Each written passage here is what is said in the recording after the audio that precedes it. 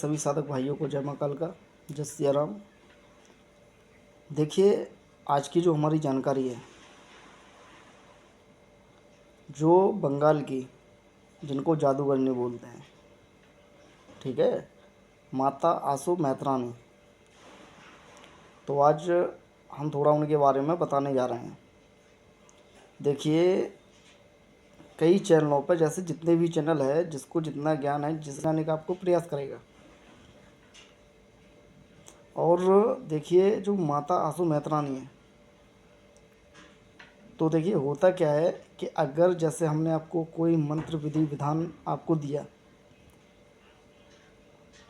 समझे आप, कि मतलब चाहे माता आसो मेहतरानी का दिया या बंगाल के कोई देखना होगा, या जिसका भी मतलब कोई भी सी एक साधना आपको, कोई एक शक्ति हमने दी है, तो देखिए क्या होता है कि जो हम विधि बताते हैं, जो विधान बताते हैं, ठीक है, तो साधकों को क्या है कि उस विधि विधान के अनुसार ही चलना पड़ता है। क्योंकि जो विधि विधान होते हैं, हर एक साधना का जो विधि विधान होता है वो अलग होता है, और हर साधनाओं की जो क्रिया होती है वो अलग अलग होती है, और हर साधना, हर शक्ति अलग अलग क्रियाओं पे चलती है। और देखिए, जैसे हमने मंत्र विधि विधान दिया है, जैसे हमारे जैसे 10 शिष्य हैं, और अगर 10 शिष्यों को अगर हमने जैसे माता आसू मेहतरानी की साधना दी हुई है, तो उसमें क्या रहता है कि 2-4 शिष्य ऐसे होते हैं कि उनकी जो शक्तियाँ हैं वो इतनी तीव्र कार्य करती हैं, इतनी तीक्ष्ण तरीके से चलती हैं कि उन्होंने यहाँ से चलाई वहाँ काम हो गया। तो देखिए ऐसा होता क्यों है। सब में पहली बात क्या होती है कि जब ऐसा होता है तो जो वो 10 में से जो 4 शिष्य होते हैं, उन 4 शिष्यों में क्या है, लगन होती है, ठीक है। और आप जिसके प्रति जैसी भावना रखेंगे, अगर आप उनको अपनी माता मान के अगर उनकी साधना करेंगे, तो उनको भी निश्चित आपको अपना बेटा मान के ही आपको वरदान देंगे वो। समझे बात को आप। तो देखिए, सब शिष्यों के ऊपर होता है, शिष्यों की ताकत के ऊपर होता है कि कौन किस विधि विधान द्वारा उनकी साधना कर रहा है। विधि विधान एक ही होता है, लेकिन शिष्यों में कितना सामर्थ्य है उनकी साधना करने का, कितना ब्रह्मचर्य साध सकते हैं, कितना क्या कर सकते हैं, तो सारी बात यहीं पे आ जाती है। अब वो हम किसी शिष्यों को बताते हैं कि कोई साधना 11-21 दिन की है, तो आपको पूर्णतः ब्रह्मचर्य का पालन रखना है।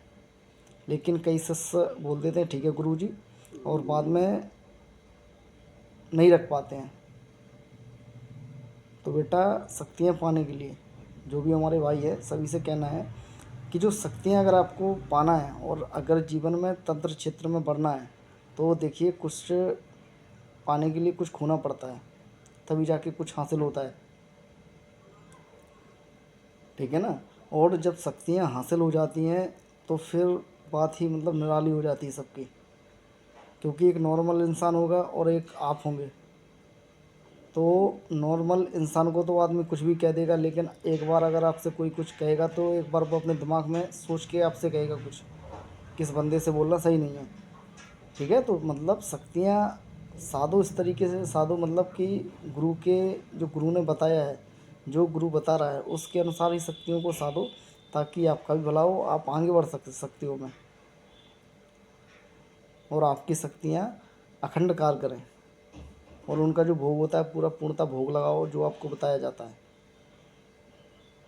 समझे बात को आप लोग। और जो भी साधनाएँ करना चाहता है, और हमारे देखिए, सब में बड़ी बात आपको बता दें कि जो भी हमारे द्वारा बताई गई हुई जानकारी होती है, तो बिल्कुल सटीक और सत्य होती है। कोई इसमें हम लोग यहाँ वहाँ की बातें नहीं बताते हैं। और आपको अगर 100 शब्द बोलेंगे, तो 100 शब्द आपके लिए बिल्कुल, आप ये समझ जाइए, उसमें एक एक शब्द में आपके लिए कुछ ना कुछ महत्वपूर्ण बात होगी। तो जो भी साधना करना चाहता है, जो भी हमारे चैनल से जुड़ना चाहता है, वो चैनल को सब्सक्राइब कर ले और साधनाएँ करे, ठीक है। तो सभी को जय महाकाल का, जय श्री राम, हर हर महादेव।